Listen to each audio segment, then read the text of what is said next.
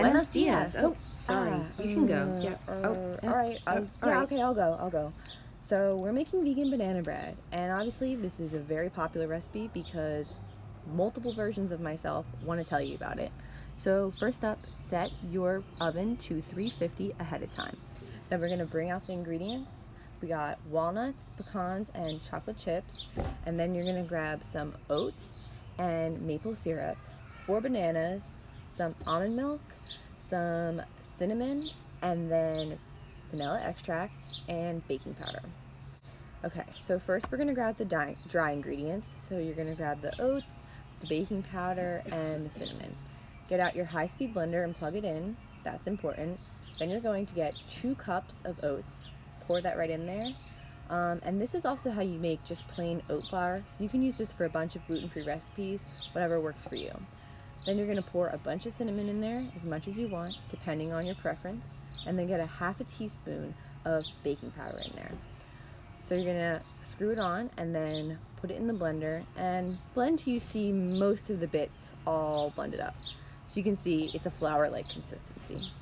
Then you're gonna grab 3 bananas, so the 4th banana is for later, and then almond milk and vanilla extract and maple syrup. And grab a bowl because we're gonna be mixing this up, not blending it. So you're gonna mash up your bananas, and of course, I think you know this, but they do need to be ripe. And like I said, that 4th banana is for on top later. Then you're gonna add in one third a cup of almond milk and 1/3 a cup of maple syrup. But first, for some reason, I wanted to add in the vanilla extract, which is 1 tablespoon. Sorry, I'm a little crazy, and this is my first recipe video. And you're gonna blend it up, and this stuff tastes so sweet and so delicious. So you're gonna add in the oat flour now, and we're just gonna purely just mix it in. And like I said, it's okay that there's a little bit of oat bits in there. It's really about just getting that mostly flour-like consistency. You're gonna pour in those chocolate chips, and then I wanted to use walnuts, but again, you can use any nuts or no nuts, whatever works for you. And so I mix that up, and make sure you taste your batter, because if it tastes good, that means your banana bread is going to be good. It's kind of like a little sneak peek. Because it's vegan, you don't need to worry about the eggs. Also, a bonus. You're gonna grab your bread pan, and I sprayed it with some olive oil spray, but you can also use parchment paper. Again, whatever works for you. You're gonna pour it in, and like I said, you're gonna wanna taste it before. That's important. I'm repeating myself because I'm a little nervous.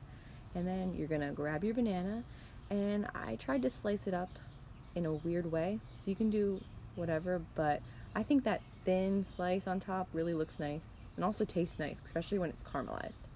Then I sprinkled some more chocolate chips and walnuts on top, and I think this just gives it a nice aesthetic look. You're gonna pop that in the oven. Look how beautiful.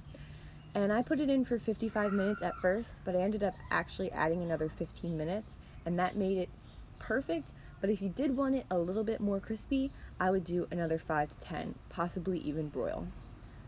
So this created this beautiful loaf, and yes, we did eat half of it by the time I got around to finishing the video. But it's really nice to give as gifts, or like I said, to have it as breakfast since it's so healthy, or dessert because it tastes so good. And there's me getting a little annoyed because I have no idea what I'm doing. Now there's a dog barking. So hopefully you enjoyed this recipe video. Bye.